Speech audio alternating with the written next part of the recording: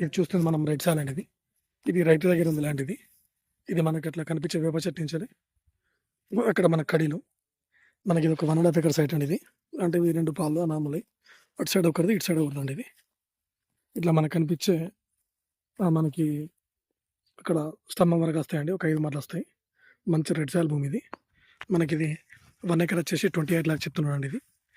మనకి ఇది సిద్దిపేట ఉష్ణావతిలో 4వేకి ఎగ్జాక్ట్లీ మనకు ఒక 2 కిలోమీటర్స్ లోపలే ఉంటుందండి. ఆ 4వే నుంచి ఇక్కడికి ఒక అంత 2 కిలోమీటర్స్ ఉంటుందండి. ఇట్లా మనకి రైతులు ఒక 4 గదాలు తవ్విస్తారండి ఇట్లా. ఇప్పుడు మనం అక్కడ బైక్ నుంచి వెళ్ళి ఈ ఇండ్లకి వెళ్ళి 4 గదాలు తవ్విస్తారండి. ఇట్లా ఈ 4 గదాల తవ్వ కూడా మళ్ళీ ఇండ్లకి వెళ్ళి ఇట్లా బయటకు వెళ్ళిపోతాయండి. ఇట్లా అక్కడ పత్తి చేను వరకు వెళ్తుంది.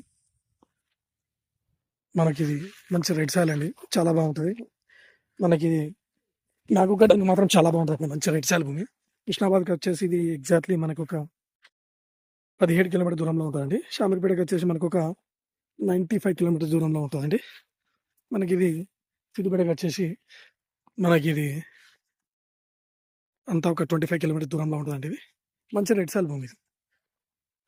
ఇట్లా ఈ కడి నుంచి ఆల్రెడీ కడీలు వాడుకున్నాను కొలుసుకొని, ఈ కడి 2 ఇట్స్ వచ్చి ఈ కడీలు అండి. ఇట్లా మనకు మొత్తం 5 మాటలు అక్కడ కనిపించి అక్కడ వరకు వెళ్తుందండి ఇది.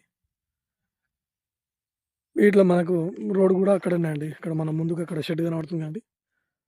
అక్కడ ఆ షెడ్ దగ్గర నుంచి రోడ్ అండి, అక్కడ డాంబర్ రోడ్ ఉంటుంది.